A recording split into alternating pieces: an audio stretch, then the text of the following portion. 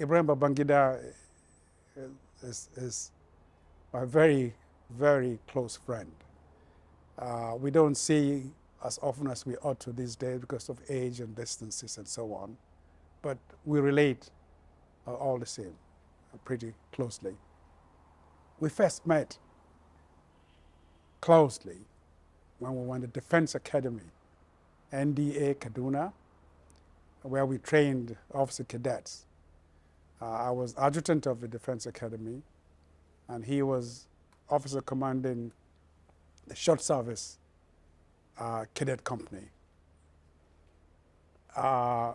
We bonded so well that later on, when he left the Defense Academy on a long course in the US, Advanced Armored Course, it was called at the time, we kept our relationship. And on his return, he brought me some more books, some more literature on the military, and bought me a pair of jump boots, which I wore until I retired from the army. So we've been very good friends. Now, in later years, at several army conferences, we exchanged notes because he and I had discussed and had a vision as to how to run the Nigerian army effectively. But to do so, of course, we had to know what Nigeria meant, what's the definition of Nigeria in all its ramifications. Because that's the way the military operates. You must know your country. Then you now decide on what force level you require, Army, Navy, Air Force, and intelligence and so on, to be able to defend that defined entity called Nigeria, or any country for that matter. So we were bonded on those. So at each conference we attended, military conferences, though we were junior relatively to our senior officers at the time, when they veered off wrongly, we would say, well, this senior officer is out of tune. He's not getting it right at all. His vision of what the army should be and what the country should be isn't quite what it ought to be in a modern army, that kind of thing. So we banded thoughts like that. Then came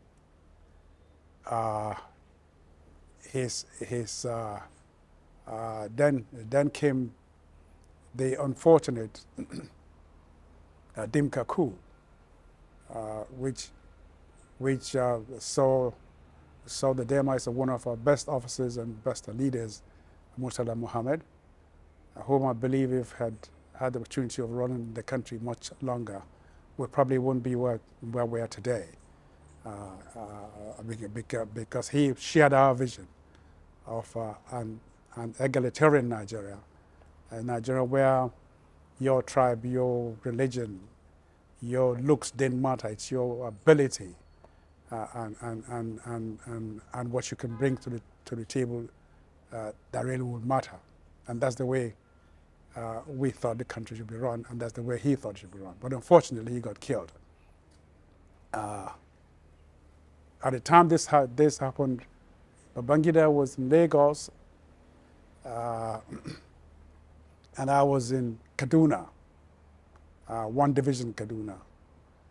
The GOC at the time was General Alani Akinriyade, and I was commanding 81, the battalion in Kaduna, in the infantry battalion in Kaduna.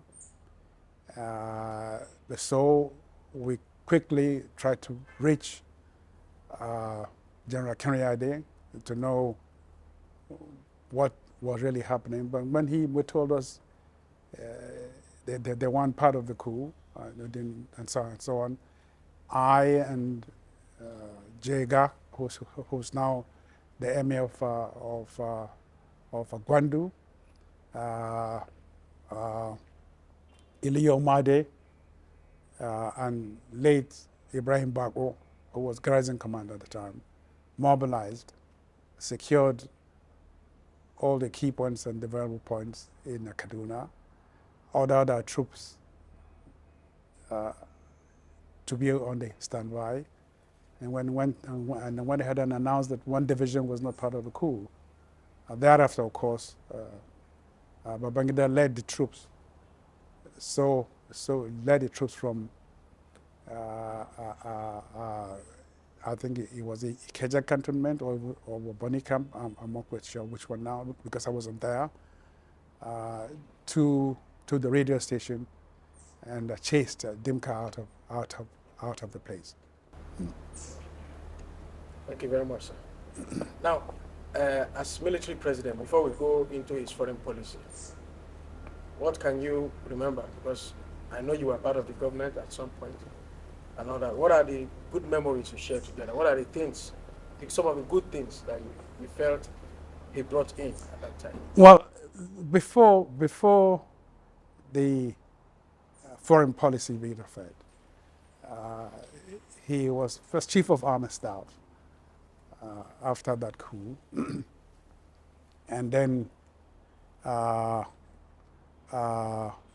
he brought some changes to the army, reinforced the divisions, funded the divisions properly, and cared about the soldiers and the officers and their families.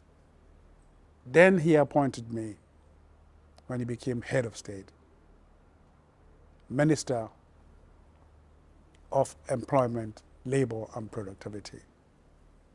At that point in time, he had brought SAP, the Structural Adjustment Program, in place to try to salvage the economy and make life better for Nigerians.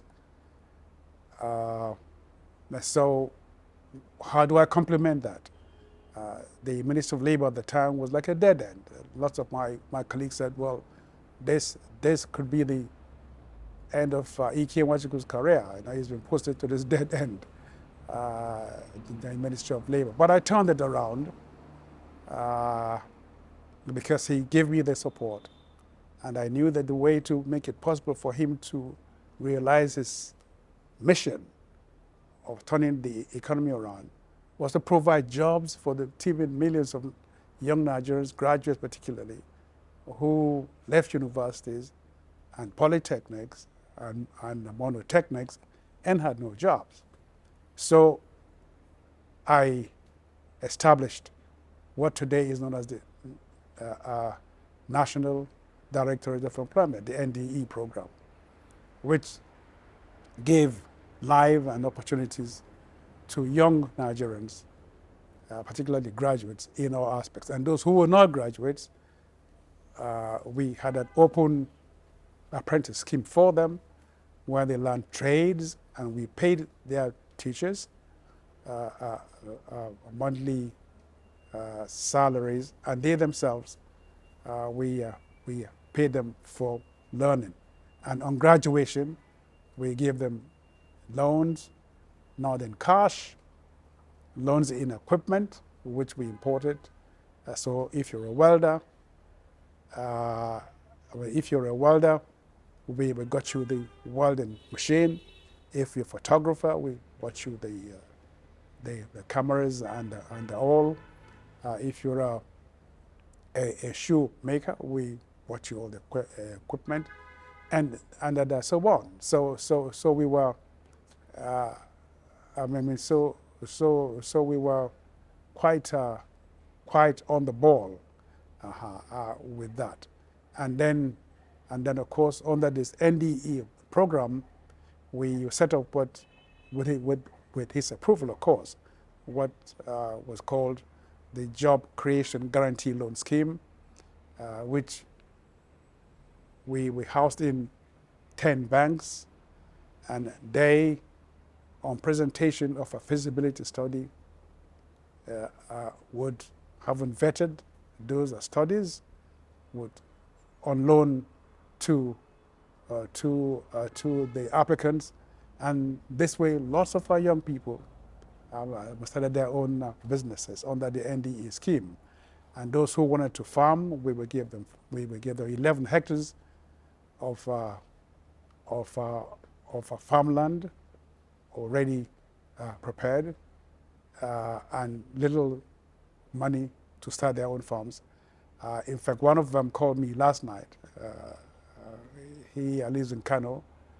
He is now a multi-millionaire farmer, and he will call me to say, Bernard General, thank you for making my life better, and thank you for making it possible for me also to extend this to other people who are not as privileged as himself.